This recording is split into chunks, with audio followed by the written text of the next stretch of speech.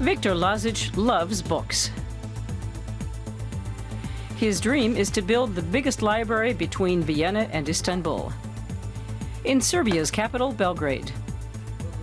So he's collecting and preserving as many books as he can. He receives no state funding and has only a small number of assistants. But what he lacks in staff, he makes up for in passion, although not everyone is happy about Lazic's plans.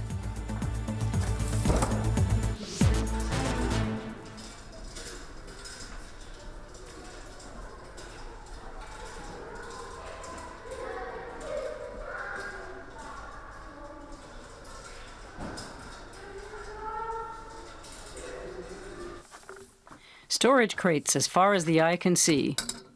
This is Viktor Lazic's book warehouse, located in the air raid shelter of a school in Belgrade. The passages are so narrow you can barely squeeze through them. This is a perfect place for hiding. Lazic has already collected over 1 million books. But it will still be some time before he reaches his goal of assembling the region's largest library.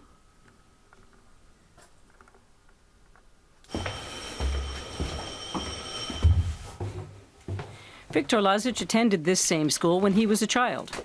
Over the years, he remained on good terms with school officials, and that's why they let him use the basement to store his books. Today, the collection fills 4 large rooms. A lot of these books and magazines date from before the breakup of Yugoslavia. But they're running out of space. Some books will have to go. But it isn't easy for Lazic and his colleague Stefan to choose which ones. You can still use all of these, but look carefully first.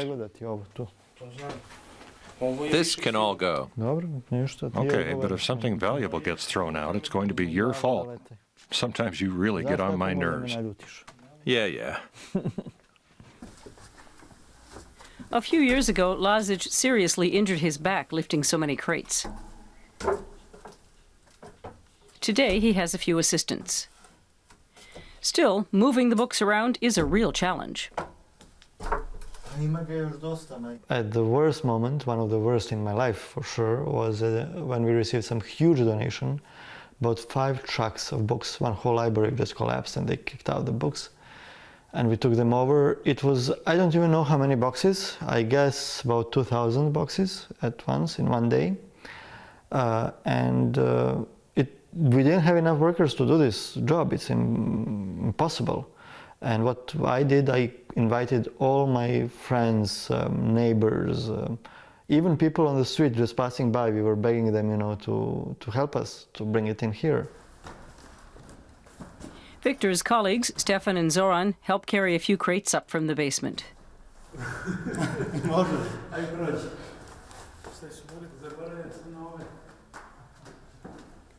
The books are being donated to a prison in Belgrade.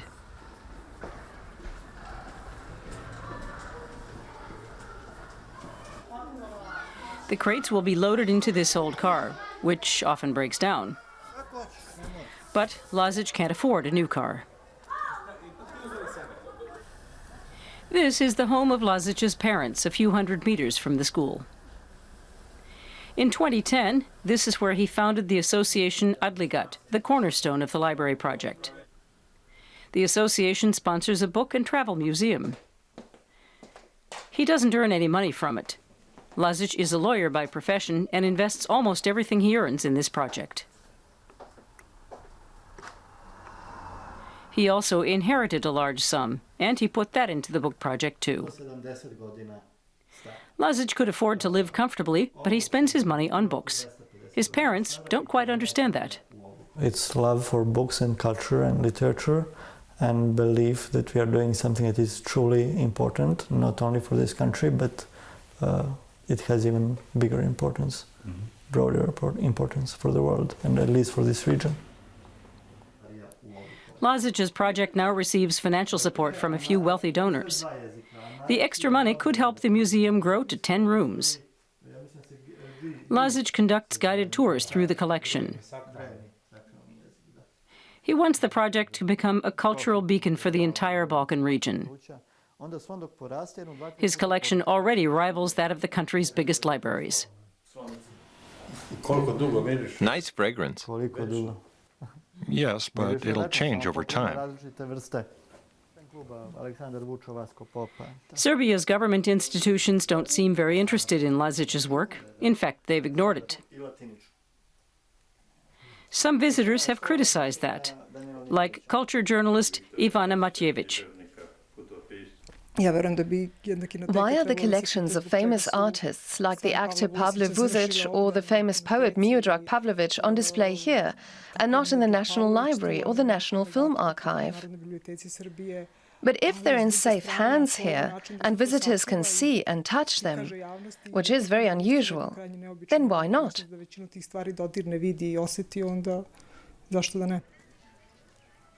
This is a refugee shelter in Bogavađa, 60 kilometers south of Belgrade. Lazić will occasionally drop off some books here, most of them in foreign languages. Here are some books. Books offer a welcome diversion from the monotonous daily routine at the refugee shelter. Fatima from Shiraz in Iran is pleased to receive a book in her native language, Farsi. This place has its problems, but we can try to make the most of it by keeping busy with things like reading. More than 100 refugees live at the shelter. Many are from Afghanistan or Iran. Lazić doesn't receive a lot of books in Farsi, but when he does, he brings most of them here. You know, it is very important for intellectuals and also for children to have a touch with their own culture, with their own identity. It also makes them feel more welcomed here. It makes them feel like at home. So I think it is very important for them, yes. Hello, Victor Lazić. Who's calling?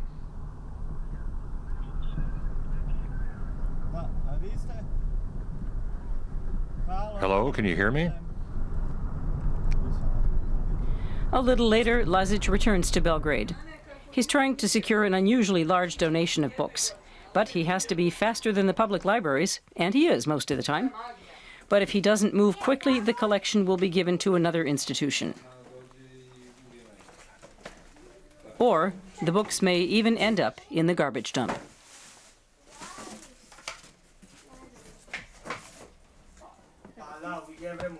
So this donation, what kind of books in it? Well, this was one of the extremely famous TV and theater critic. So there are excellent books about TV, about theater, art. Yeah, it's amazing. Lazic's staff are just as crazy about books as he is. They earn only €1.40 per hour. That's just a bit more than Serbia's minimum wage. Plus they work overtime and put in irregular hours.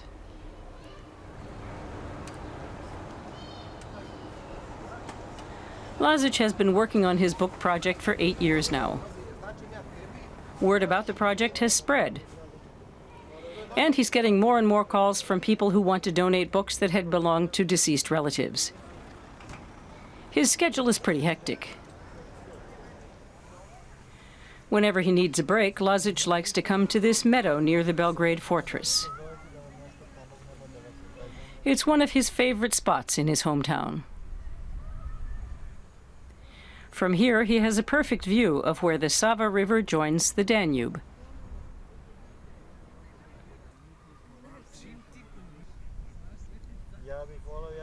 He's enjoyed visiting the park since he was a teenager, when he came here to meet girls.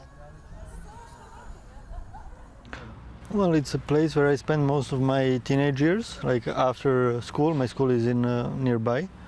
We would come here and hang out here, so I have a lot of nice memories. Lazic's house is also his office and a place to store books. But the fact that he's put all of his money, time, and energy into the book project has had a negative effect on his personal life. 3 years ago, his fiancée left him. They'd been together for some time, but she said she just couldn't take it anymore. Because there was no money, not only for workers, there was no money for fuel. If someone donates books, I would, put the books in the car and would not have enough fuel to bring them here. And there was not enough money even for food. I mean, we weren't actually hungry, but it was always, problematic if it will be enough for everything or not. Lazic believes that his book project is carrying on a family tradition. His great-grandfather loved books, and some of his ancestors even founded a library. But the fact remains that he no longer has much room for himself in his own house. Still, that doesn't bother him. I give everything I have, and most of the people in Adligat, the founders, even the workers, they actually have to invest themselves to keep this project running. At this reception, they're celebrating the addition of some new storage rooms. Lazic has made a name for himself in literary circles. The guests here include several prominent writers and other well-known people. It's networking for a good cause, preserving books.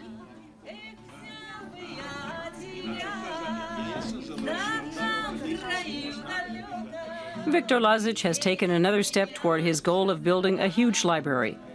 But he also knows that he's got a lot of work ahead of him.